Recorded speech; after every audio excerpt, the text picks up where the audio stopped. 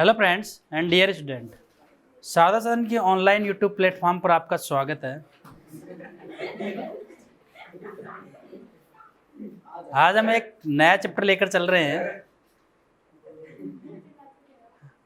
नया चैप्टर है जैव प्रौद्योगिकी या बायोटेक्नोलॉजी। जैव प्रौद्योगिकी हिंदी में आप कहोगे जैव प्रौद्योगिकी और इंग्लिश में आप इसको कहते हो बायोटेक्नोलॉजी। ये बायोटेक्नोलॉजी के जो चैप्टर है आपके वो 2 चैप्टर रहेंगे। इसके नेक्स्ट जो चैप्टर है उसमें एप्लीकेशन रहेगा, अनुप्रयोग रहेगा बायोटेक्नोलॉजी का। ये जो चैप्टर है बायोटेक्नोलॉजी का, इसमें टूल्स और टेक्निक, सिद्धांत, प्रोसेस वगैरह आपको ये पढ़नी है। तो इसी के साथ हम ये स्टार्ट करते हैं और बड़े कंसेप्ट वाली जो बात रहेगी उनको क्लियर करते चलेंगे। बहुत अच्छे से आपको देखना है, ठीक है, समझना है बात को।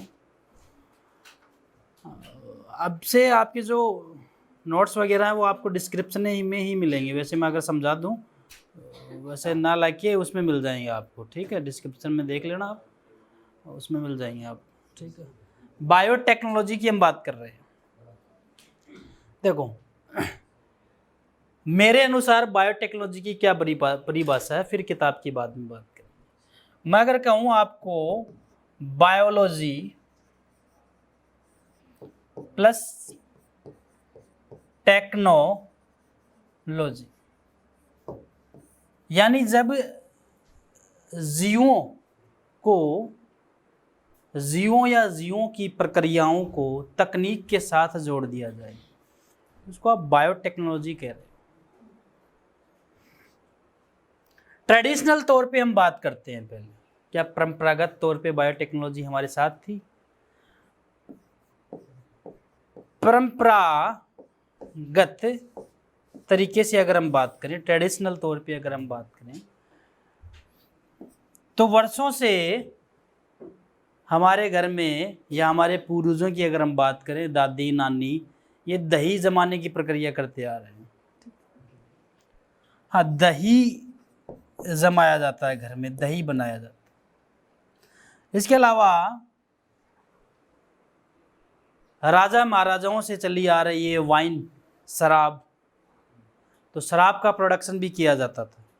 शराब ऑब्वियसली घरों में तो शराब नहीं बनाएंगे, शराब, ठीक है। इसके अलावा और भी है, जैसे मैं आपको कहूँ कि ब्रेड बनाना, एक प्रकार का आपको खुद को पता नहीं होता, लेकिन आपका जो आचार है वो भी कहीं ना कहीं सूक्ष्म जीवों से ही बन के आया है, फर्मेंटेशन हो के आया है उसका। तो ये जो चीज़ें हैं ना, ये ट्रेडिशनल तौर से चलती हुई आ रही। इनको हम बाद में देखेंगे। दही का प्रोसेस हम कॉमन सा जानते हैं, सभी जानते हैं कि दही के लिए हमें क्या करना पड़ता है। भाई, हम एक पात्र में लुकवार्म मिल्क लेते हैं, लेकिन वो लुकवार्म होता है, यानी गुनगुना। कैसा होता है? क्यों? ज़्यादा हॉट क्यों नहीं लेते और ज़्यादा ठंडा क्यों नहीं लेते? देखो, साइंटिफिक रीज़न आपका ये है कि आप जब इसमें छाछ डालते हो या फिर आप इसमें थोड़ा सा दही डाल दो, या तो आप इसमें थोड़ा सा दही डाल दो या फिर आप इसमें छाछ डाल दो, तो छाछ और दही के अंदर आप जानते हो लैक्टोबैसिलस होता है। लैक्टोबैसिलस से बैक्टीरिया होता है छाछ और दही के अंदर। क्या होता है? तो आपने थोड़ा सा लैक्टोबैसिलस इसमें डाल दिया। ऑब्वियसली दूध है तो दूध में भी तो लैक्टोजन है, तो लैक्टोबैसिलस ग्लाइकोजन है, लैक्टोजन है, कार्बोहाइड्रेट, इनको खाना स्टार्ट करेगा और रात भर में अपनी जनसंख्या बढ़ा देगा और पूरे दूध के अंदर अब लैक्टिक एसिड बैक्टीरिया ज़्यादा हो गए, गुणन हो गया, वही आपका दही बन जाता है। अब आप बोलोगे इसमें ज़्यादा हॉट में क्यों नहीं डालते? क्योंकि ये मर जाएंगे सारे, इसमें सूक्ष्म जीव ज़्यादा ठंडे में मर जाएंगे, एक ऑप्टिमम टेम्परेचर होना चाहिए। तो देखो, यहाँ मैंने माइक्रोब्स का यूज किया, बिल्कुल, यहाँ माइक्रोब्स का यूज है। आप तो बायोलॉजी पढ़ रहे हो, आपको तो पता है, चलो घर में हमें, घर वालों को नहीं पता होगा कि इसमें लैक्टिक एसिड बैक्टीरिया जा रहा है क्या, लेकिन हमें तो पता है कि वो जो आप इनोकुलेट कर रहे हो, जिसको जामन कहा जाता है, ठीक है, एक तरीके से जामन बोलते हैं इसको अपनी लैंग्वेज में, या इसको इनोकुलेशन कह सकते हो या सैंपल कह सकते हो आप। तो उसके अंदर होता क्या, उसके अंदर लैक्टोबैसिलस ही तो होता है, वो डाल दिया, वो ग्रोथ कर गया, फर्मेंटेशन हो गई, संख्या बढ़ गई। तो सूक्ष्म जीव के साथ आप तकनीक इस्तेमाल कर रहे हो, तकनीक ही है भाई, आपने इसको गर्म किया, फिर ठंडा किया, लिया, डाला, ये तकनीकी तो है सारी, चाहे छोटे स्तर पर हो।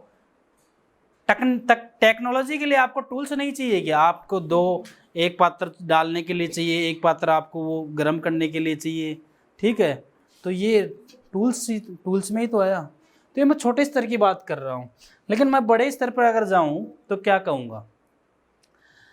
अभी आपकी NCERT की अगर हम बात करें तो NCERT इसकी क्या डेफिनेशन देती है। NCERT कहती है कि जीवधारी, स्पेशली इसमें आपके सूक्ष्म जीव आ जाएंगे,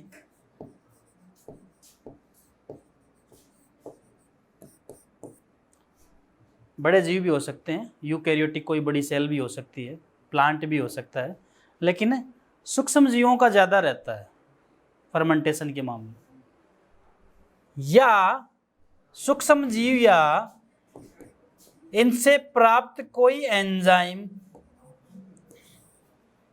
सूक्ष्म जीव या इनसे प्राप्त कोई एंजाइम, ठीक है, इस एंजाइम का उपयोग मानव उपयोगी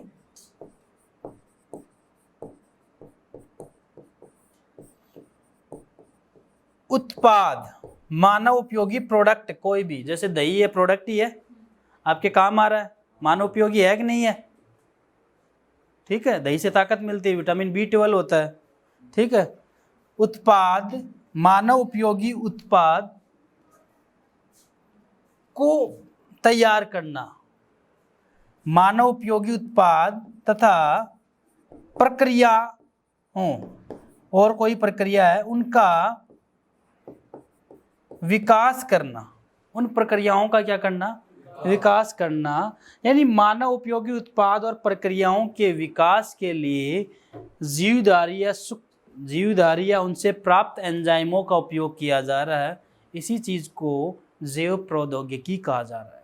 इसी चीज को क्या कह रहे हैं, जैव प्रौद्योगिकी, बायो टेक्नोलॉजी। ये बात आपको समझ में आ जानी चाहिए।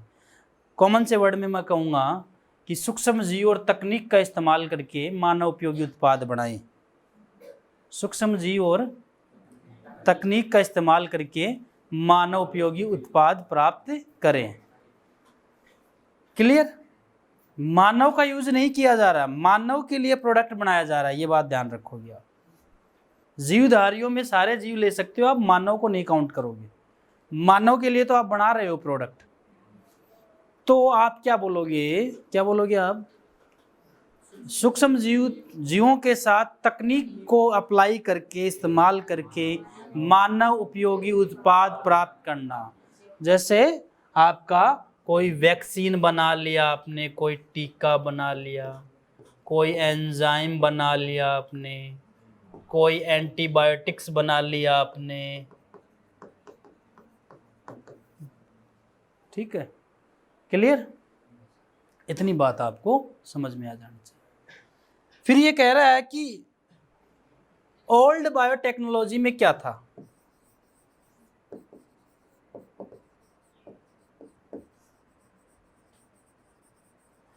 तो आप बता सकते हो ओल्ड बायोटेक्नोलॉजी के अंदर जैसे दही बनना, शराब बनना, ये ओल्ड बायोटेक्नोलॉजी के अंतर्गत आता है, परंपरागत जैव प्रौद्योगिकी। फिर इसको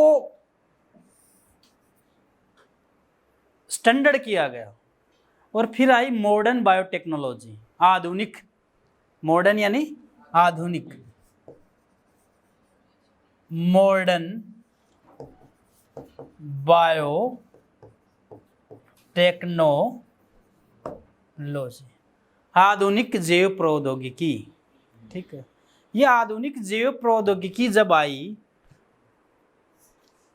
तो बहुत सारी सुविधाएं मिलने लगी, बहुत सारे क्षेत्र में बायोटेक्नोलॉजी का परचम एक तरीके से बढ़ गया। ठीक है, कृषि क्षेत्र में देख लो आप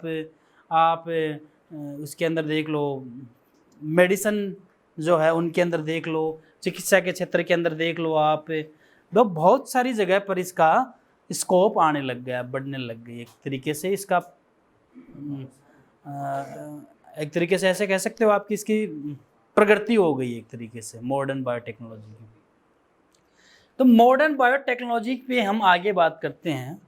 तो मॉडर्न बायोटेक्नोलॉजी को अगर कहा जाए कि भी सीमित शब्दों में या सीमित परिभाषा देख के समझाओ मैं मॉडर्न बायोटेक्नोलॉजी क्या है, तो आप सीधे सीधे जब सीमित आपकी बात करें तो आप GMO लिख देना।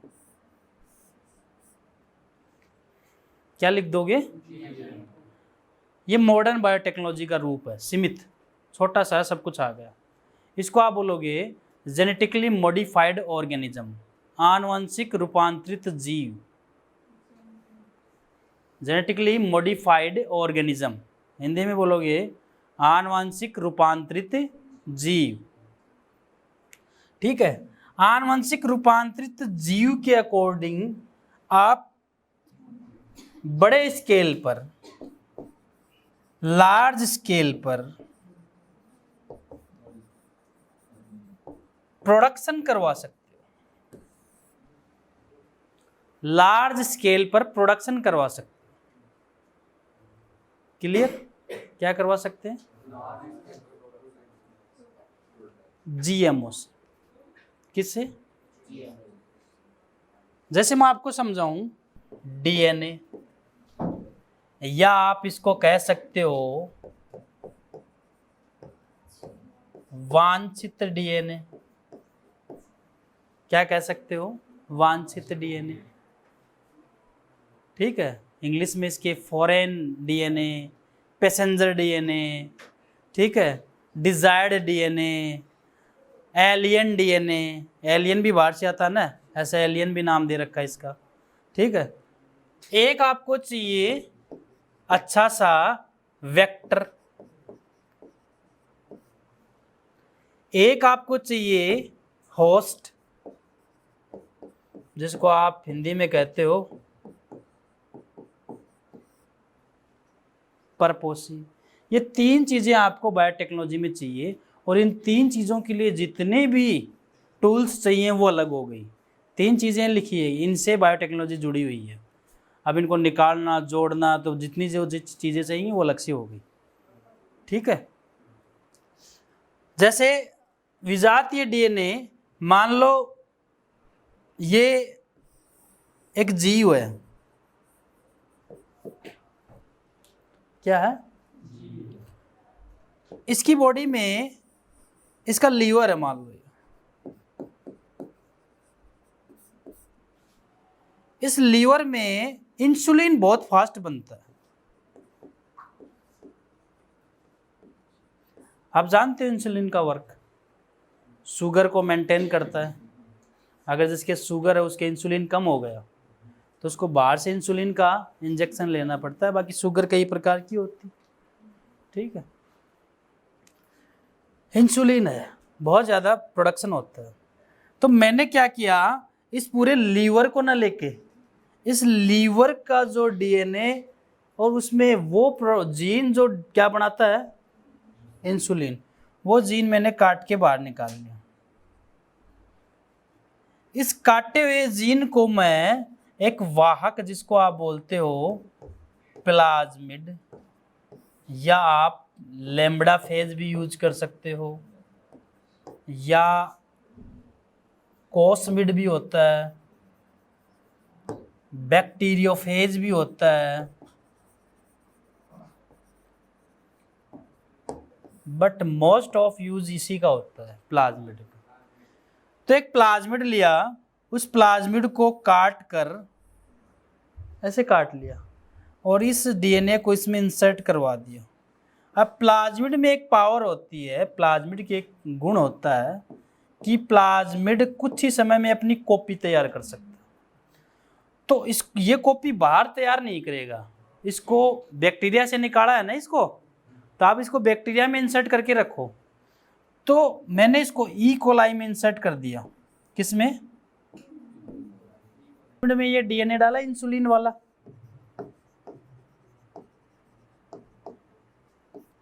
और इसको मैंने ई कोलाई में डाल दिया। किसमें? ठीक है। तो जो इंसुलिन का जो डीएनए है वो तो हो गया विजातीय डीएनए। इस प्लाज्मिड में डाला, इसको आप कहोगे वाहक या वेक्टर। जिसमें डाला उसको आप कहोगे होस्ट।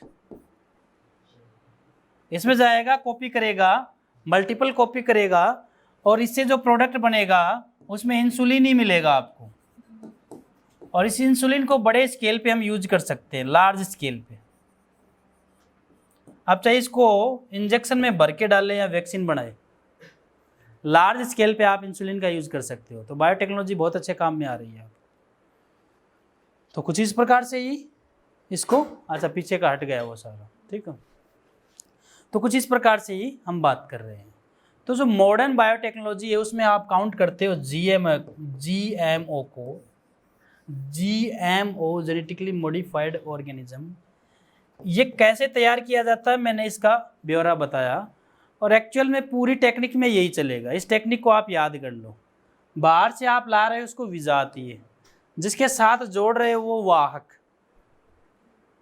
जैसे मलेरिया किससे होता है? मच्छर से नहीं होता है मलेरिया, प्लाज्मोडियम नामक प्रोटोजोन से होता है। जीवाणु नहीं होता, प्रोटोजोआ होता है। मच्छर उसके लिए वाहक होता है, ध्यान रखना। वैसे ये वाहक है, ये इसमें जाके कॉपी, जब इसकी खुद की कॉपी तैयार होती है तो इसके साथ जुड़ा हुआ जीन भी कॉपी कर लेता है, और कॉपी कर लेगा तो इंसुलिन का प्रोडक्शन बढ़ जाएगा। और बड़े स्केल पर बायोफर्मेंटेटर में डाल के इसको बड़े स्केल पे तैयार कर लिया जाता है। अब ऐसे इंसुलिन बनी है तो वैसे और भी एंजाइम बनाए जा सकते हैं। ये मैंने एक एग्जांपल दिया है। तो जीएमओ में कुछ भी किया जा सकता है, किसी भी दो डीएनए को जोड़ के कोई नया प्रोडक्शन तैयार किया जा सकता है। अब इसमें जो तकनीक यूज आ रही है वो आरडी आ रही है, आरडी। इसको आप बोलोगे रिकॉम्बिनेंट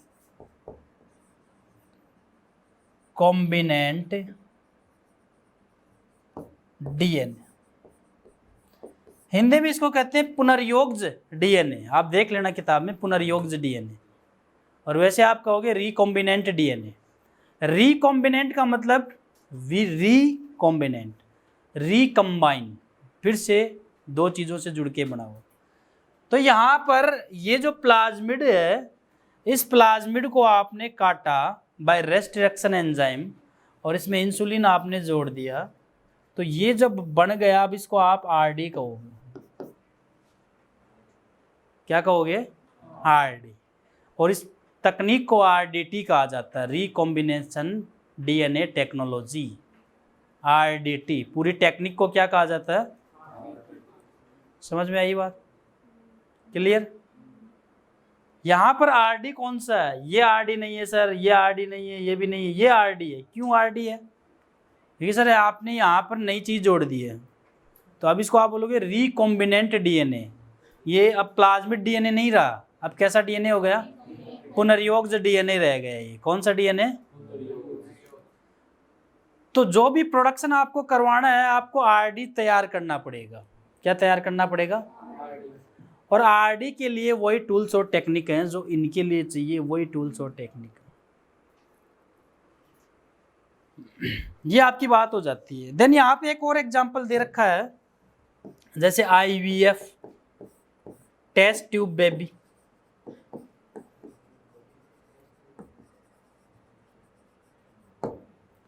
टेस्ट ट्यूब बेबी, तो टेस्ट ट्यूब बेबी में भी आप देखो बायोटेक्नोलॉजी का यूज कर लिया जाता है। दोनों के डीएनए मिला के, अगर मान लो ओवम की पावर सही है, लेकिन स्पर्म जो है पेनिट्रेट नहीं कर पा रहा है, तो स्पर्म का डीएनए लेके डायरेक्ट उसके न्यूक्लियस में डाल सकते हैं वो लोग। तो एक प्रकार की आरडी हुई ये भी, ठीक है। तो आईवीएफ है, या फिर आप कह सकते हो एंजाइम का संश्लेषण करना, या फिर आप कह सकते हो एंटीबायोटिक तैयार करना, ठीक है। ये सारी चीज़ें किस में आ रही हैं आपकी मॉडर्न बायोटेक्नोलॉजी में, किस में आ रही हैं। अब आपका एक और पॉइंट है, अब अगर आप बुक में देखोगे तो आपको बुक में मिलेगा EFB, आगे फर्स्ट पेज में मिलेगा आपको EFB, European federation of biotechnology, यानी यूरोपियन संघ के अनुसार बायोटेक्नोलॉजी यानी जैव प्रौद्योगिकी संघ के अनुसार परिभाषा क्या है। तो यूरोपियन जैव प्रौद्योगिकी जो संघ है वो परंपरागत और आधुनिक दोनों विचारों को साथ में लेता है। परंपरागत प्लस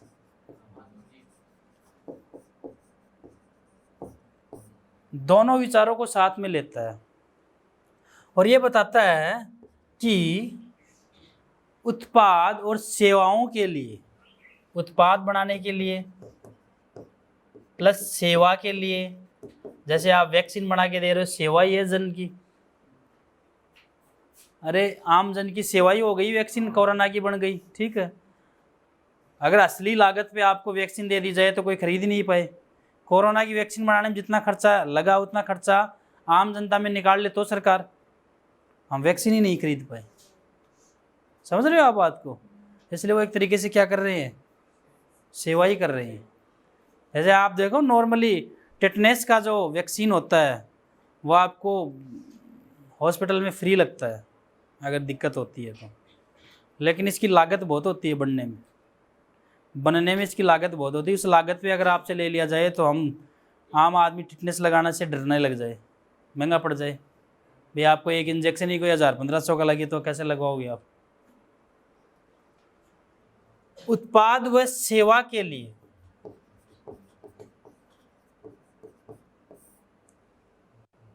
सेवा के लिए आपको सूक्ष्म जीव, ये बोल रहा है सूक्ष्म जीव, कोई कोशिका या फिर कोई कोशिकांग या फिर कोई अणु जीव जो कोशिका में है उसके अनुरूप जो समायोजन किया जाता है ना, समायोजन का मतलब क्या, दो चीज़ों को आप जोड़ रहे हो, समायोजित कर रहे हो। इनके अनुरूप, इनके अनुरूपों का जो समायोजन होता है उसी को EFB जो है बायोटेक्नोलॉजी कहता है। बायोटेक्नोलॉजी किसको कहता है, ये बोल रहा है कि सूक्ष्म जीव हो, कोई कोशिका हो, कोई कोशिकांग हो या उसके कोई अणु हो, उनका प्रॉपर समायोजन किया जाए, किसके लिए, मानव उपयोगी उत्पाद प्राप्त किया जाए और सेवा के लिए। इसी चीज़ को EFB बायोटेक्नोलॉजी की परिभाषा देता है। ये आपको ध्यान रखना है। क्लियर बात। देन आगे के पॉइंट में हम बात करते हैं कि जो बायोटेक्नोलॉजी है ना,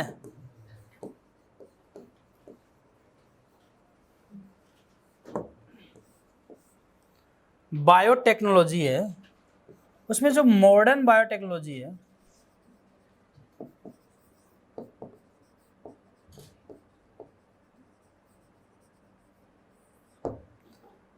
इसकी दो मेजर ब्रांच है, ऐसे मान लो, इसकी दो मेजर ब्रांच, ठीक है।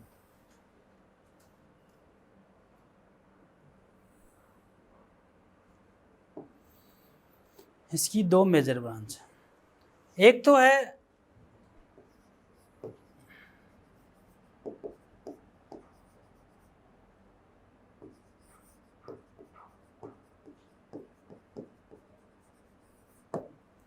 जेनेटिक इंजीनियरिंग, आप हिंदी में इसको बोलोगे आनुवंशिक अभियांत्रिकी। क्या बोलोगे, आनुवंशिक अभियांत्रिकी। इंजीनियर को आप क्या बोलते हो? अभियंता, अभियांत्रिकी, ठीक है। एक होती है केमिकल इंजीनियरिंग।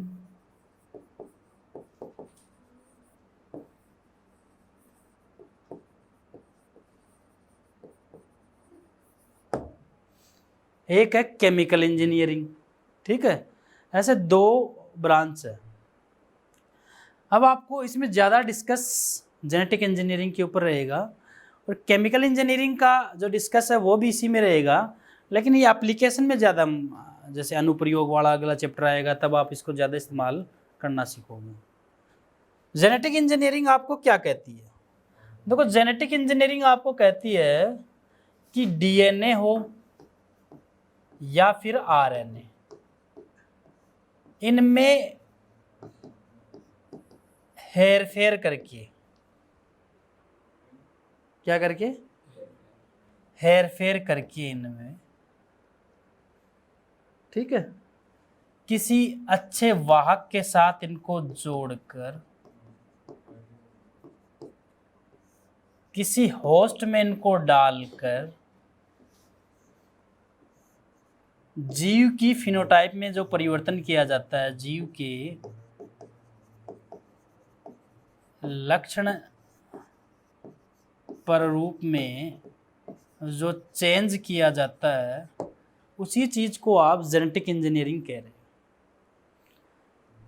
जेनेटिक इंजीनियरिंग हम इस बात को कह रहे हैं कि हमने डीएनए और आरएनए जो भी है उसको हेर फेर करके, यानी काट के उसका टुकड़ा वहाँ के साथ जोड़ के होस्ट में उसको डालते हैं, और होस्ट में डालने के बाद जीव की फिनोटाइप ही चेंज हो गई। जैसे मेरे पास कोई बेकार जीन था और उस बेकार जीन से मेरी फिनोटाइप बेकार हो रही थी किसी चीज़, किसी लक्षण को लेके, लेकिन जीन थेरेपी में क्या किया गया, उस बेकार जीन को हटा दिया गया और अच्छा जीन डाल दिया गया, तो मेरी पूरी फिनोटाइप चेंज हो गई। अब मैं वो जो बेकार वाला गुण था वो मैंने छोड़ दिया।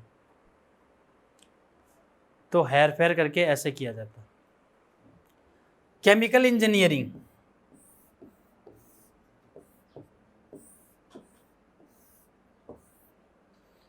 केमिकल इंजीनियरिंग आपको ये कहती है, केमिकल इंजीनियरिंग, कि संदूषण रहित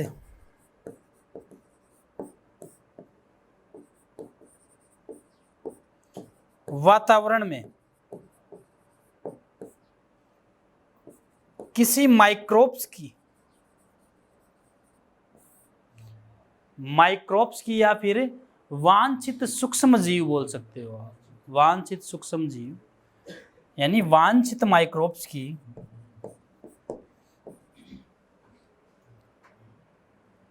संदूषण रहित वातावरण में वांछित सूक्ष्म जीव की किसी होस्ट में डालकर वृद्धि करवाना, और वृद्धि करवाकर प्रोडक्ट प्राप्त करना, जैसे एंटीबायोटिक्स, टीके आदि। ये इस बात से इंडिकेट करता है कि आपने संदूषण रहित, यानी ऐसा वातावरण जहाँ पर और कोई दूसरा बैक्टीरिया नहीं है। संदूषण रहित का मतलब दूसरा बैक्टीरिया नहीं है, ठीक है, स्टेरलाइज एक तरीके से। कोई माइक्रोब की किसी होस्ट में वृद्धि करवाकर उससे प्रोडक्ट प्राप्त करना, और वो प्रोडक्ट से आप मानव उपयोगी उत्पाद बना रहे हो, जैसे कोई एंटीबॉडीज़ बना लिया आपने, कोई टीके बना लिए, ये आप केमिकल इंजीनियरिंग में डालोगे ये बात। तो जेनेटिक इंजीनियरिंग और केमिकल इंजीनियरिंग, ठीक है, लगने में दोनों सेम सी है लेकिन थोड़ा सा डिफरेंट रहता है काम का। इतनी बात आपके समझ में आ जानी चाहिए, ठीक है। नेक्स्ट अगर हम बात करें तो कुछ वर्ड्स रहेंगे मेरे पास, उनको हम डिफाइन करेंगे ताकि हम आगे आसानी से टॉपिक को क्लियर कर सकें। जैसे मैं बात करता हूं कि भाई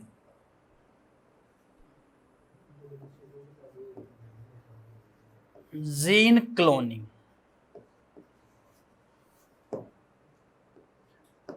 जितने निकलते हैं उतने निकालेंगे। Gene transferring, gene transferring,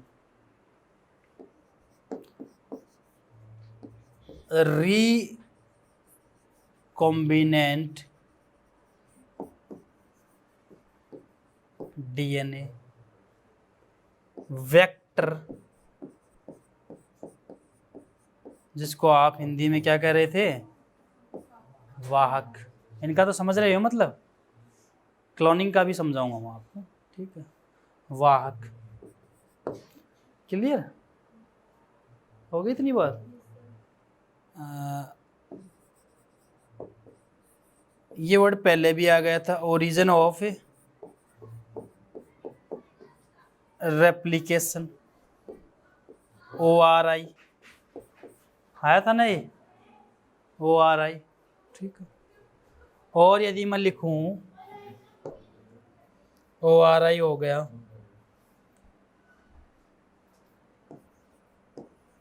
restriction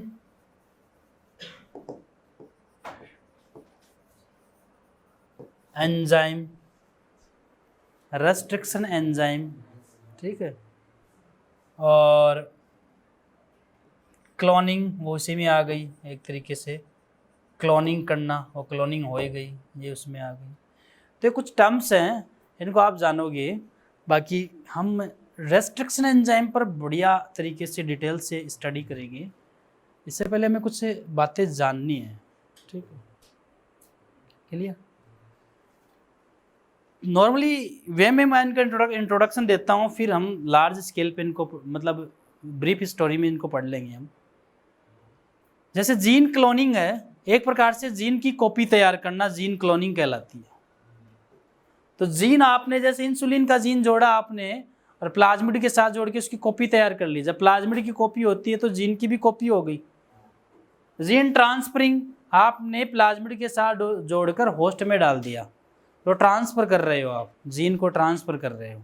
plasmid के साथ जोड़ा, होस्ट में डाल रहे हो। अभी के लिए मैं ऐसे बोल रहा हूँ, होस्ट में डाल रहे हो, इसके डालने की भी टेक्निक है। समझ में आ रही है बात, सारा टेक्निक पे चले गए मामला। रिकॉम्बिनेंट डीएनए तैयार करना, जब आपने किसी वांछित डीएनए को प्लाज्मिड के साथ जोड़ा था और दोनों के कॉम्बिनेशन को हम बोलेंगे आरडी या रिकॉम्बिनेंट डीएनए। वेक्टर, हमें अच्छा वाहक चाहिए ताकि हमारे जोड़े गए जीन को वो आगे ले जाए और कॉपी भी करवा दे। दोनों गुण हो गए उसमें, वो लेकर भी जा रहा है और कॉपी भी करवा रहा है। ओरिजिन ऑफ रेप्लिकेशन, ये आपके लिए नई बात है, मैं बता देता हूं। चलो हम रेस्ट्रिक्शन एंजाइम और ओरिजिन ऑफ रेप्लिकेशन की बात कर लेते हैं।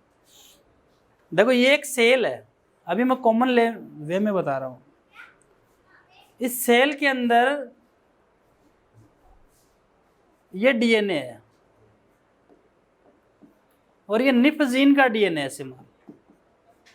निफ जीन है ये, निफ जीन जानते हो ना आप, नाइट्रोजन फिक्सेशन का जीन होता है। राइजोबियम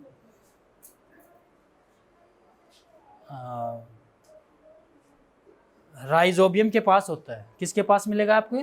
राइजोबियम के पास। तो ये निफ जीन है। अगर मैं किसी आपको पता है जो राइजोबियम है वो आपको लेग्यूमिनेसी कुल के जो पौधे हैं उनकी जड़ों में मिलता है। तो हर मौसम में दालें तो उगाई नहीं जा सकती ना, तो क्या राइजोबियम जैसा प्रोडक्शन हर पौधे में करवाया जा सकता है क्या? सर बिल्कुल करवाया जा सकता है बायोटेक्नोलॉजी के जरिए।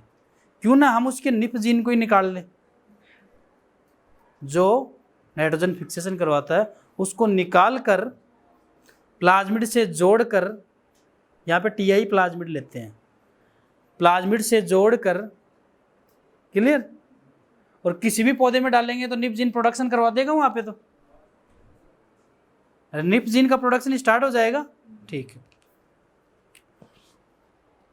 अब मेरे को ये जीन चाहिए, तो जीन चाहिए तो ऐसे तो है नहीं कोई चमत्कार या कोई जादू मंत्र की वो यहाँ पे आके उसमें इंसर्ट हो गया प्लाज्मिड में। ये मेरे पास प्लाज्मिड पड़ा है,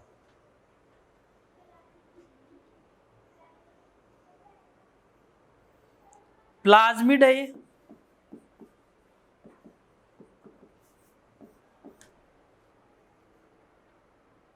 ये क्या है, प्लाज्मिड। ठीक है, ये प्लाज्मिड है। अब मेरे को ये जीन चाहिए, तो इस जीन के लिए मेरे को इस कोशिका को भी खोलना पड़ेगा। तो टूल्स टेक्निक ये सारी आएंगी इसमें। इस कोशिका को खोलना पड़ेगा, इस डीएनए को निकालना पड़ेगा। निकालने के लिए मेरे को वहाँ पे क्या लगाना पड़ेगा, कटर लगाना पड़ेगा। और कट के लिए मेरे को चाहिए रेस्ट्रिक्शन एंजाइम। कौन सा चाहिए, रेस्ट्रिक्शन एंजाइम। दो प्रकार के होते हैं, एक्सोन्यूक्लिएज और एंडोन्यूक्लिएज, दो प्रकार के होते हैं। एक्सो, एंडो। एक्सो होता है वो डीएनए के बाहरी सिरों पर कट लगाता है, जबकि एंडो होता है वो बीच में कट लगाता है। तो हम ये प्रेफर करते हैं endonuclease restriction enzyme, endonuclease restriction enzyme. समझ में आ गई बात। वैसे इसे एक्सो भी, लेकिन इसमें यहाँ पे आप एन डाल दिया करो ऐसे, अगर रहे शॉर्ट फॉर्म बनानी हो तो। Endonuclease restriction enzyme. ठीक है, आपने कारपेंटर की शॉप में गए हो कभी? तो देखो, कारपेंटर को यदि दो लकड़ियाँ जोड़नी है तो दोनों लकड़ियों के अंदर वो सिमिलर ब्रैकेट बनाएगा, खांचे बनाएगा, ताकि वो चीज़ उसमें फिट हो जाए। समझ में आ रही है बात। यानी ये लकड़ी इस लकड़ी से जोड़नी है, तो वो बीच की जो खांच उसको बनानी है वो इसमें जैसी है वैसी इसमें बनाएगा, अपोजिट, इसकी अपोजिट इसमें बना देगा। समझ में आ रही है बात, ताकि वो दोनों आपस में आसानी से मिल जाए। क्लियर। अब मेरे को भी क्या चाहिए, अगर मेरे को ये यहाँ से काटना है और इसमें जोड़ना है, तो दोनों के अंदर जो खांची बने हैं, खांच जो बनी है वो सेम होनी चाहिए। अभी मैं बहुत कॉमन लेवल से समझा रहा हूँ, बहुत बड़ी स्टोरी है इसकी, हम चलेंगे। अभी मैं सिर्फ आपके इंट्रोडक्शन की बात कर रहा हूँ। तो मैं क्या करूँगा, इसको रेस्ट्रिक्शन एंजाइम से काटूंगा, लेकिन वो ही रेस्ट्रिक्शन एंजाइम इसके लिए यूज लेऊंगा, ताकि दोनों में समान ऑप्शन हो जाए। इससे मैंने इसको काट लिया और इसमें भी कट लगा दिया और दोनों को मैंने जोड़ दिया, इसलिए आपका रेस्ट्रिक्शन एंजाइम यूज होगा। जब ये अपनी कॉपी तैयार कर देगा, इस चीज को मैं क्लोनिंग कह दूंगा। क्या कह दूंगा? क्लियर। आपको बात समझ में आ रही है? इस चीज को मैं क्लोनिंग कह दूंगा, क्लोनिंग वर्ड यूज कर लूंगा। तो कॉमनली रेस्ट्रिक्शन एंजाइम की हम बात करेंगे डिटेल से। अभी के लिए मैं एक बार वीडियो स्टॉप करता हूं, ठीक है। देन अगली क्लास नेक्स्ट वीडियो में डालेंगे। आपको इंट्रोडक्शन अच्छे से समझ में आ जाना चाहिए कि हमने बायोटेक्नोलॉजी में किन किन चीज़ों के बारे में जाना और हमें एक्चुअल में डिटेल किस किस की पढ़नी है। नेक्स्ट अगर हम बात करेंगे तो आपके पास टॉपिक रहेगा आरडी का डिटेल से, और रेस्ट्रिक्शन एंजाइम कहाँ से खोजे गए, कैसे इनका नामकरण होता है, ठीक है भाई, इनकी खोज, इनका नामकरण,